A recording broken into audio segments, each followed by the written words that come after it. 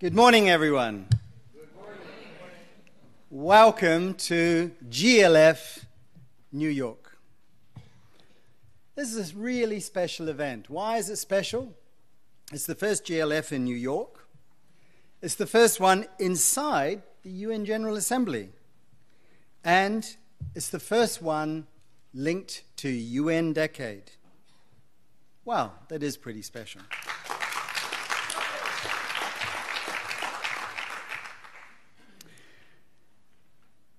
You've been given the instructions about hashtagging and what to do on social media, etc. Well, we have some numbers for you.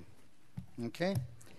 So if you thought this was a fairly modest podium or a fairly small platform to get our message across, just let us remind you where we are. We have in total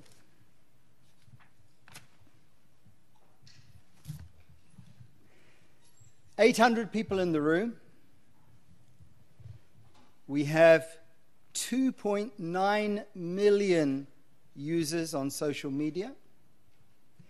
And already, hashtag GLF NYC 2019 has 18.8 million mentions. 18.8.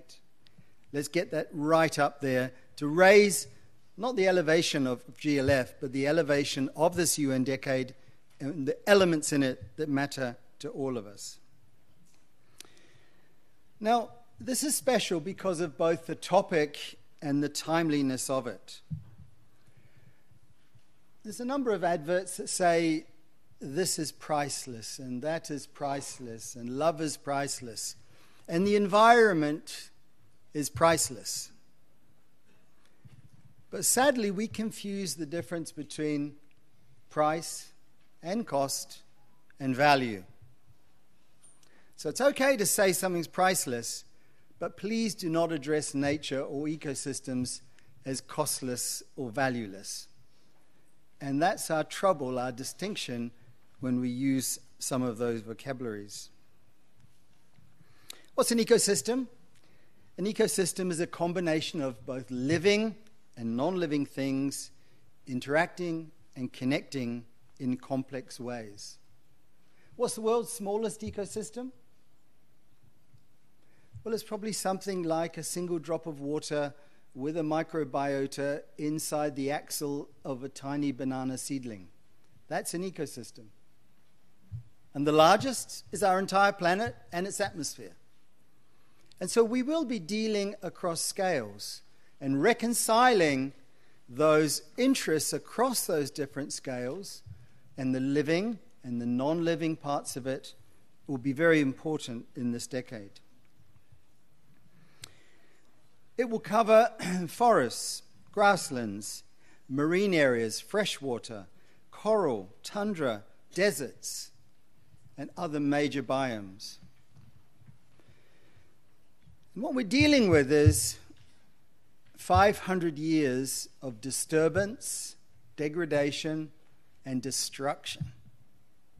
So we've got 10 years to try and fix 500 years of disturbance, degradation, and destruction. Which is why this decade is being called, and why we think it is special. But are we going to achieve more than all of the other UN decades?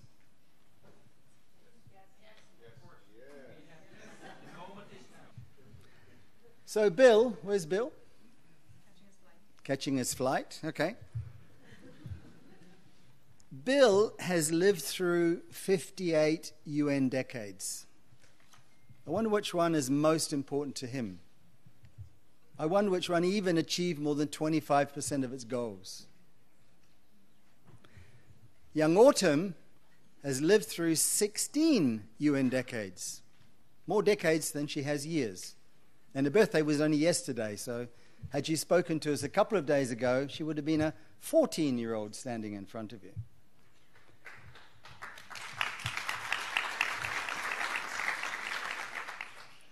So why is the UN decade on ecosystem restoration going to be any different? Are we really going to get there, or is it just going to be plans and talking? We've had a lot of noise this week. How many times have you heard "since records began"? It's a bit depressing, actually. We need action, not words. It starts with you, and it starts with youth. We have issues around land use, our food system being broken, climate crisis, climate refugees, forest fires in the Amazon, Africa, Southeast Asia, and the boreal forest.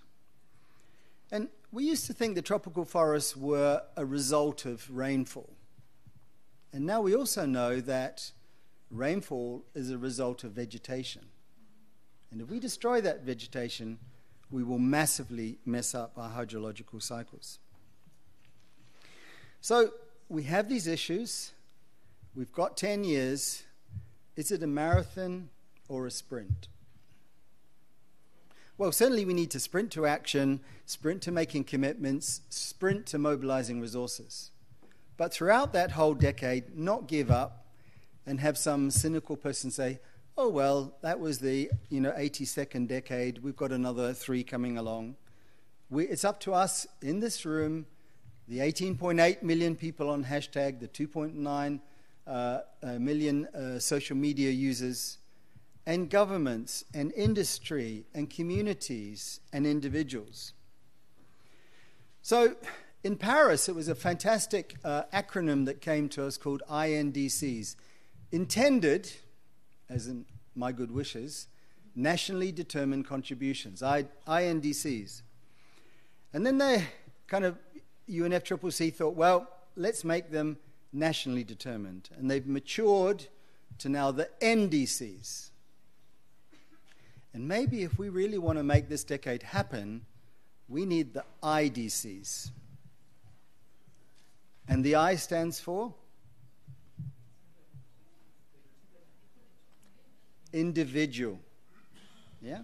We're asking countries to sign up to something. We're asking corporations to sign up to something. What are we going to sign up to?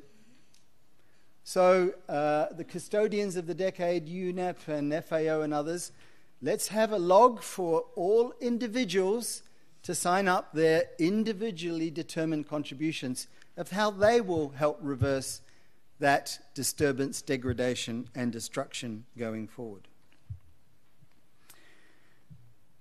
Lastly, before we invite our first 2 key speakers to share their remarks and thoughts with us, it never is easy because there are differing interests and different scales, and there will be trade-offs. And we need better methods and approaches and awareness and understanding of those trade-offs. But to also trade on the enthusiasm for this decade, trade on the backing of FAO and UNEP and others, and trade on the needs of corporations and investors and even subnational governments. Climate is what we expect, weather is what we get. So let's dive energetically into changing our own climate expectations.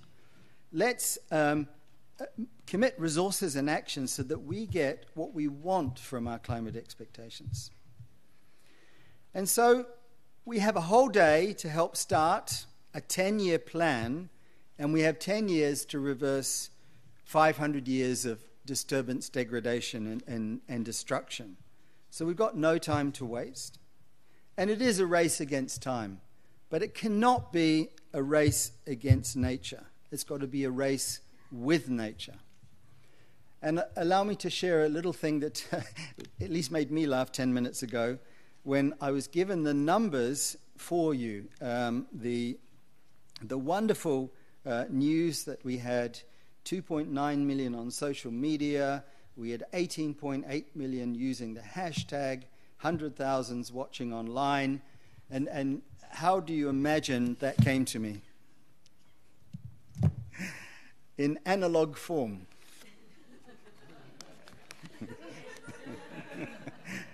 I kid you not.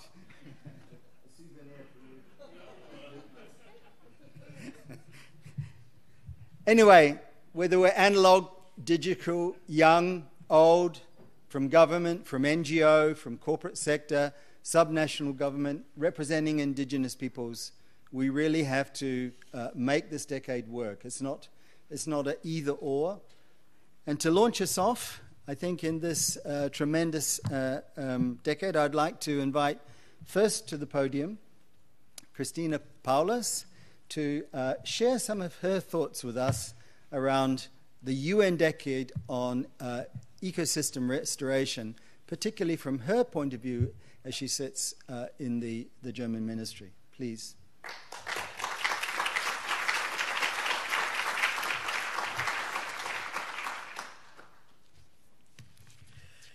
Good morning, everybody. I'm very happy to be here and to speak to you this morning. I've been spending already a splendid and stunning week in New York, attending the U Summit, starting with the U Summit, then the NBS track last Sunday, the Climate Summit, and finally the SDG Summit, including various side events. And I have to say it was really, really amazing for me, inspiring and impressing that I got the feeling that the ideas of ecosystem restoration, of nature-based solutions, of protecting biodiversity has somehow been discovered by the international community, especially by the climate community. I think frightening events that have been happening, like the forest fires and also the IPBES report, the IPCC reports that have been coming up earlier this year, have been paving the way for this development. But I'm really impressed that the climate change community has now learned and understood and seems to be very interested in learning more and working more on nature-based solutions and on ecosystem restoration, as they are both means for adaptation and mitigation of the negative impacts of climate change. Yeah, first of all, it's already a great success that the UN decade was adopted. After a century of degradation, a decade of restoration is the least to avoid the total collapse of Earth equilibrium. I've mentioned the recent reports already that gave an alarming picture on the ecosystems, and the recently launched IPCC report on oceans 2 days ago again gave me great concerns. The fact that both of the reports, or all of the reports, refer to each other show that the topics are interconnected, and therefore a solution for both the nature emergency and the climate emergency must be found. And ecosystem restoration is the one solution at hand. I think the allegory of the marathon fits very well for this decade. For both, one needs power and endurance and power of will and commitment. And for both, one needs training and well preparation. And for both, one needs front runners and pacemakers. So Germany is proud of having been among the pacemakers and the front runners for the forest and landscape restoration through our support for the Bonn Challenge. That was in the very heart of all these activities. The success of this initiative is prevailing. Just a week ago, our State Secretary launched the ECHA 30 in one of the side events, which is a joint effort by Europe, the Caucasus, and Central Asia to contribute commonly to the Bonn Challenge with 30 million hectares by 2030.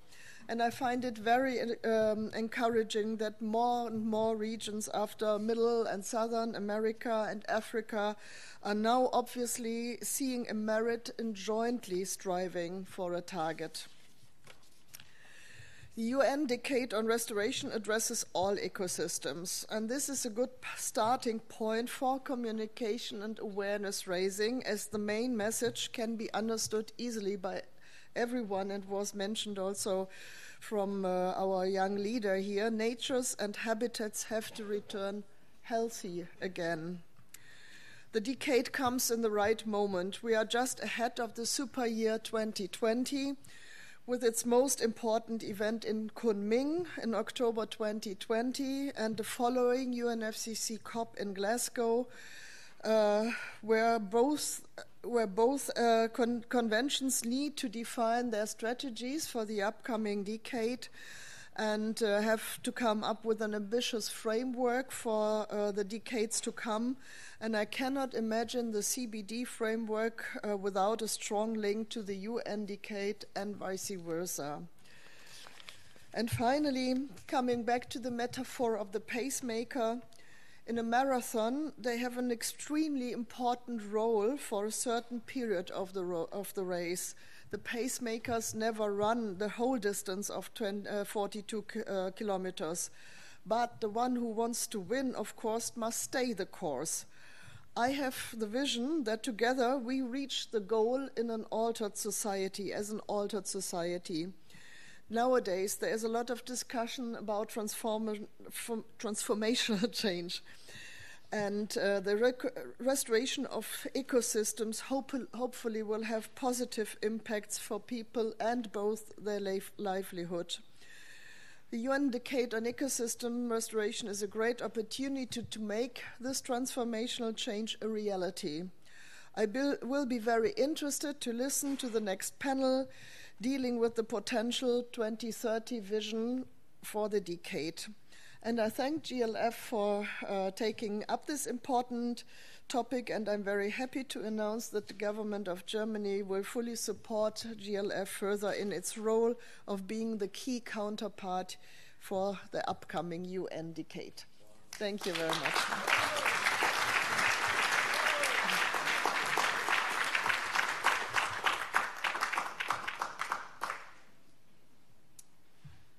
Thank you, Christiane. It's a pleasure to listen to your words, not only because Germany is a key supporter of the GLF and restoration in general, both from the BMU ministry and the BMZ ministry. In fact, it's a very innovative partnership, but also from the political point of view, but also is because Christine holds a PhD herself, and so is giving us quite a nuanced link between communication, science, and what the public want to hear.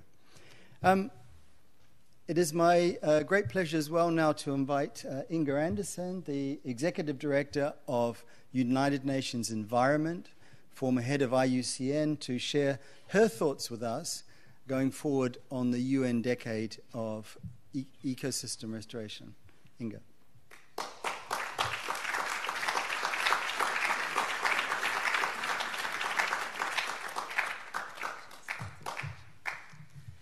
Good morning.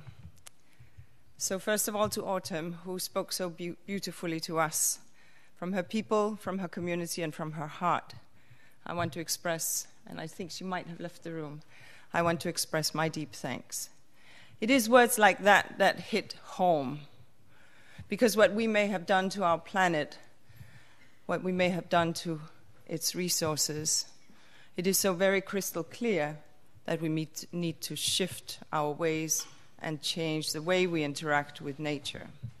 And so standing before you here today, speaking on the Landscapes Forum, is a perfect end for me to this, I don't know how many days I've been in New York City, but to this whirlwind. In this room, you have the energy. In this room, you have the commitment. In this room, we have the solutions. And when I look and hear the numbers that Tony just gave us on the people who are connected, we can do this. Let's just do this. So,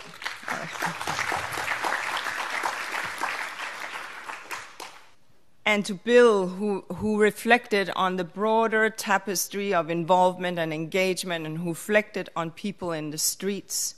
Thank you, Bill, also for your active push from the 350 campaign.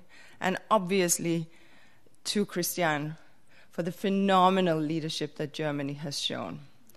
Absolutely brilliant.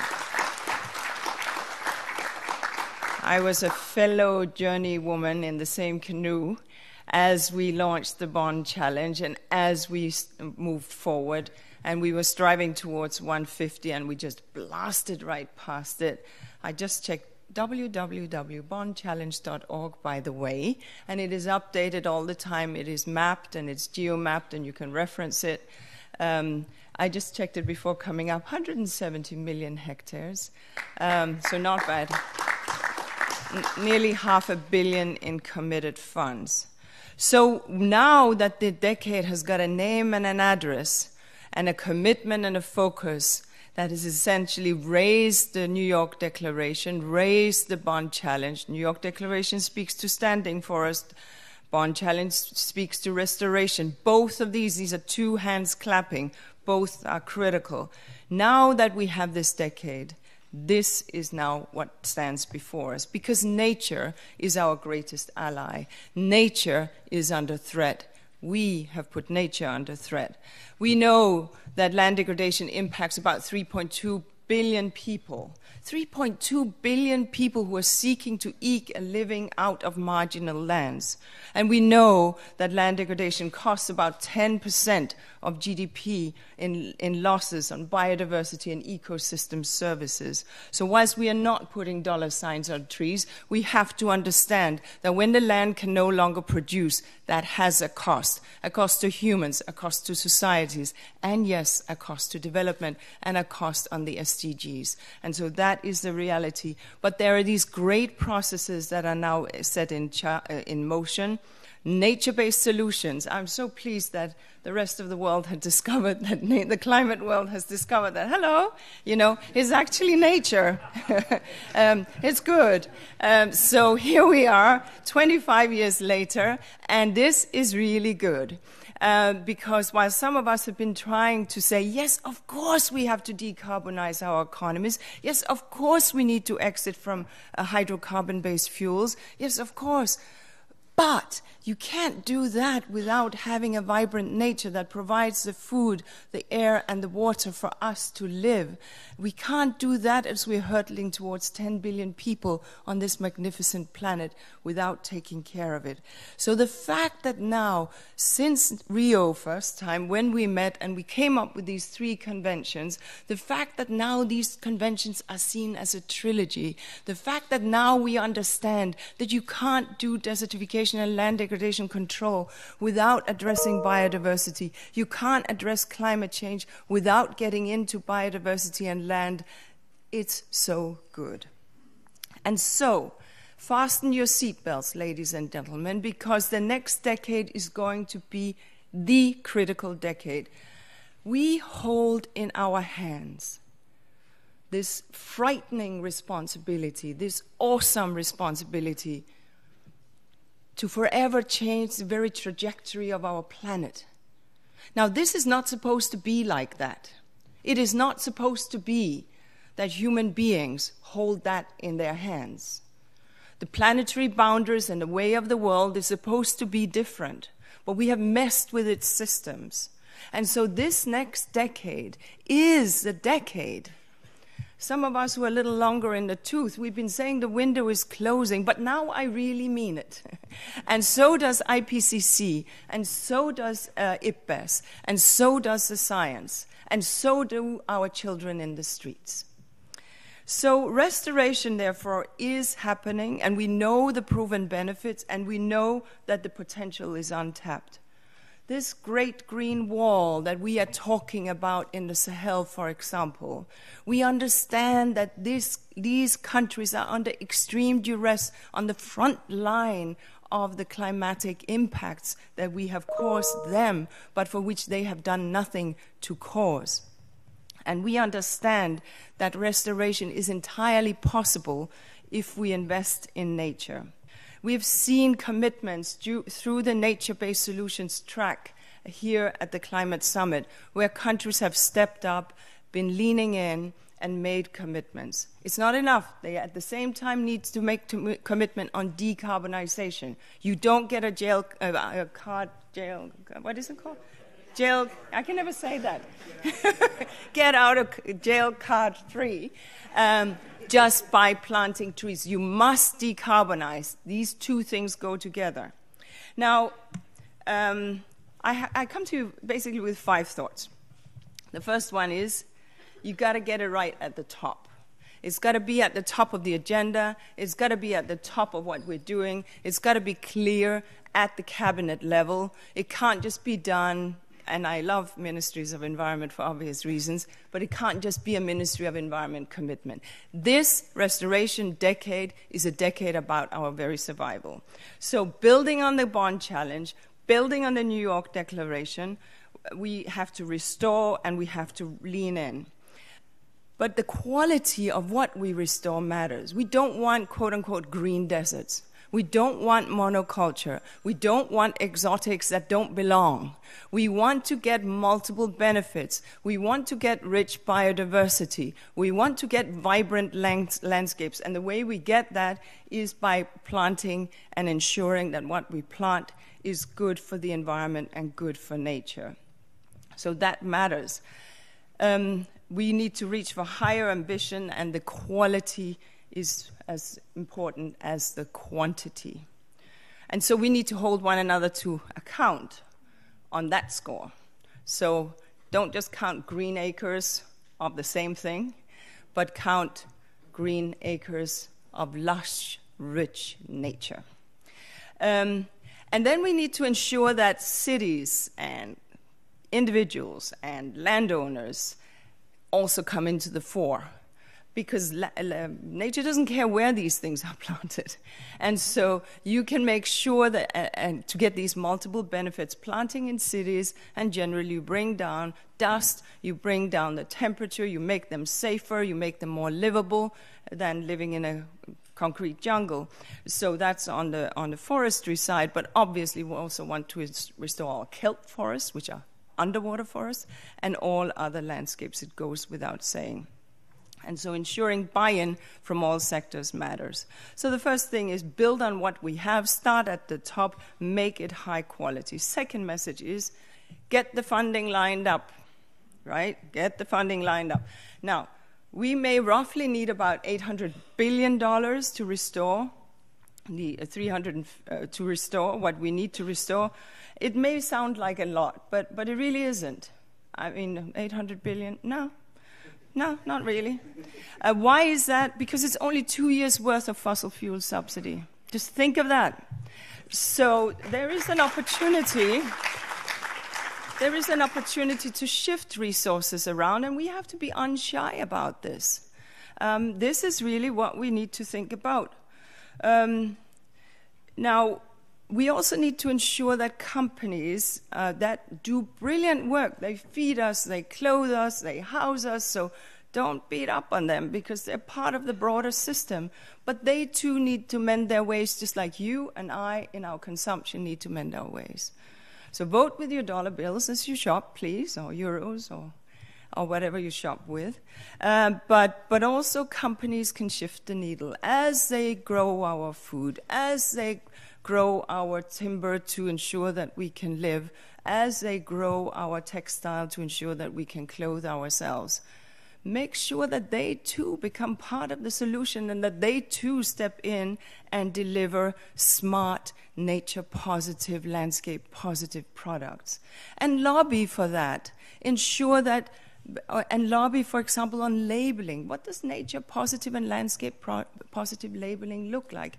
Engage with policymakers on these exact things. And the banking sector that can choose to invest in nature-positive and landscape-positive elements or not, engage with them and your pension fund and think around this. We were very proud to launch, in the presence of the Secretary General, the Principles for Responsible Banking here on the sidelines of this UNGA.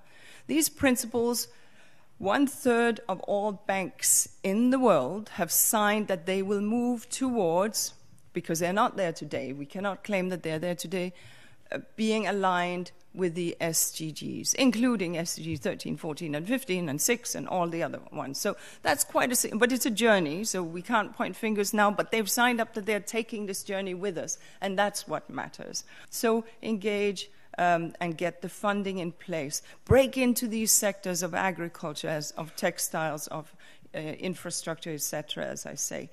and ensure that those in the boardrooms get these messages, because that's where often decisions are taken. And I applaud all the CEOs who've been here at UNGA during this week and who are leaning in and understanding that yes, we need food, and yes, we need clothing, and yes, we need housing, but we need to do this in a sustainable way. Work with them. My third message is that the right restoration needs to be done on the right ecosystems. So we had a recent IRP, International Resources Panel, check it out, IRP, International Resources Panel, lots of data there, that looked at risks and trade-offs and co-benefits. I've spoken about monoculture. It destroys our soil. So get it right. Ensure that it is soil enhancing, soil enriching, not water draining, not aquifer draining, not nitrate draining, etc. Ensure that these things can be nature positive, and learn from the traditional custodians of our land, our indigenous people. Many of us who have become urbanized, we have forgotten the language, but we heard from Autumn. And I remember my grandparents speaking on some of these issues of wisdom and insight. Learn from that, but do not appropriate. Now, the fourth thing that I want to say is think about both cities and farmland. I've kind of touched upon that. But think about biodiversity-positive agriculture. Think about biodiversity-rich cities. Think about wise construction. I often speak about the fact that Barcelona and Atlanta have the same amount of people in them, but one city is 10 times larger than the other. And if you were to select which city you would find more livable, you might find the older city more livable, the more dense, but with higher tree cover and a cozier feel and not the sprawl. Now, this is not to say that Atlanta is not a marvelous city, because it surely is. But as we plan new cities and we are building new infrastructure, the equivalent of Paris a week, as that infrastructure goes down, ensure that it is smart, dense, livable, and green. And my last message is get everyone on board. This is an action decade. This is where we need to make a difference. And it is not good enough just to have decade upon decade of something.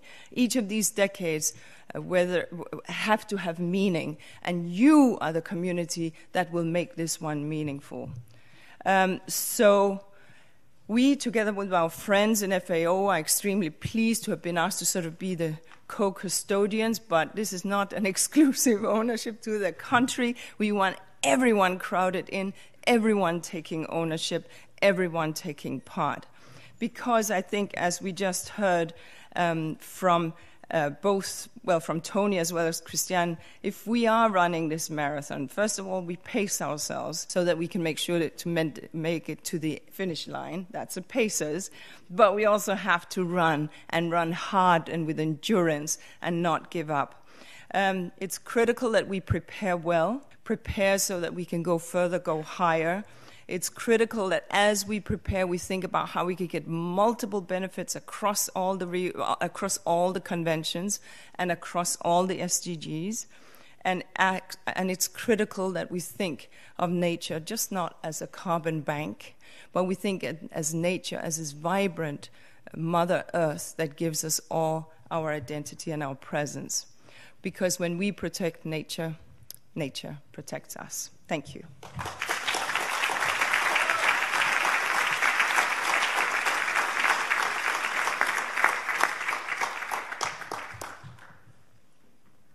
Thank you very much, Inga. Very wise words for us.